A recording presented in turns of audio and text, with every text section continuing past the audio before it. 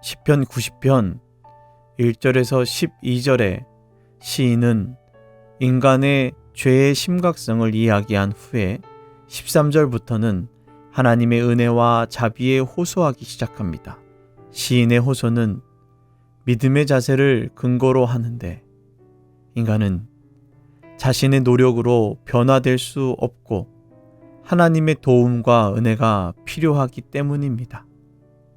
시인이 직접적으로 죄의 용서를 말하지 않지만 불쌍히 여겨 주십시오는 같은 생각의 표현입니다. 기도에서 긴박한 의미로 표현된 언제까지입니까는 시인이 전적으로 하나님께 의존하고 있다는 인식의 진지함을 보여줍니다. 인간이 음식을 필요로 하는 것처럼 즐거운 삶을 살아가기 위해서는 하나님의 은혜가 필요합니다. 아침에 주의 인자하심이 우리를 만족하게 하소서라는 간청은 하루하루가 주님의 은혜로 새롭게 시작될 것이라는 시인의 생각을 말해줍니다. 하나님의 은혜는 인간의 삶의 본질적이며 꼭 있어야 합니다. 우리는 시인이 부, 건강, 그리고 행복 같은 특정한 이 땅의 복을 위해 기도하지 않았다는 사실을 간과하지 말아야 합니다. 시인의 열망은 하나님의 은혜에 초점이 있고 관심은 하나님 자신을 경험하는 것이고 그 경험은 그에게 기쁜 삶과 넘치는 행복을 의미합니다. 이런 이유로 우리를 괴롭게 하신 날수대로와 우리가 화를 당한 연수대로 우리를 기쁘게 하소서라는 간청도 하나님의 공의로운 보상에 대한 것이 아닙니다. 왜냐하면 그것은 정당한 주장이 아니기 때문입니다. 이것은 하나님의 은혜에 대한 것입니다. 즉, 죄책과 죄 때문에 하나님의 심판 아래 신음하고 있는 날과 해는 하나님의 은혜로 빛과 기쁨으로 바뀔 것이라는 의미입니다. 이 지점에서 우리는 하나님에 의해 버려져도 하나님은 다시 일으켜 주실 것을 확신할 수 있습니다. 심판과 은혜는 함께 합니다.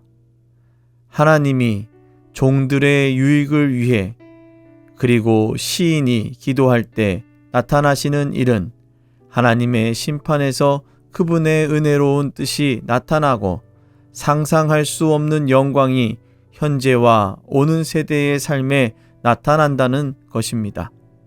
이것이 하나님이 하시는 일이고 그때 가련한 인간의 삶에 궁극적이고 영원한 의미가 장엄함과 함께 채워집니다. 시인은 마지막 간청에서 우리의 손이 행한 일을 견고하게 하소서라고 기도합니다. 이렇게 기도하는 이유는 하나님의 복 주심이 없이는 인간의 행동은 헛되기 때문입니다. 인간 삶의 실제 모습은 하나님의 편에서 볼 때 바르게 볼 수 있습니다. 하나님의 은혜는 인간의 삶의 목적을 주고 인간이 하는 일을 견고하게 합니다. 죄의 관점에 볼 때 수고와 고통의 삶을 사는 인간은 하나님의 은혜의 빛에서 볼 때 소망과 기쁨이 가득 찬 삶을 살게 됩니다. 하나님의 은혜의 빛에서 그분의 영원성은 인간의 삶과 일에 반영됩니다. 하나님의 빛에서 볼 때 순간적인 것이 영원한 것이 되고 괴로운 것은 영광스러운 것이 되고 무의미한 것은 유의미한 것이 됩니다. 하나님의 영혼의 빛에 덮였기 때문입니다. 이러한 삶은 시인과 같이 자신과 죄에 대해 무자비한 정직함으로 마주할 때 가능합니다. 시인은 죄인인 인간의 무의미함을 깨달았고 하나님 앞에서 두려워했습니다. 그러나 믿음으로 영원하신 하나님을 향해 나아갔습니다. 주여, 주는 대대에 우리의 거처, 피난처가 되셨나이다.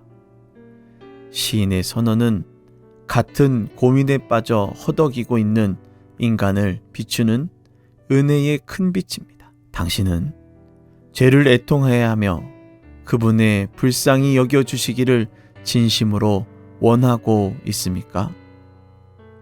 당신은 자신의 수고와 노력은 헛됨을 알고 하나님의 견고케 하심을 간절히 원하고 있습니까?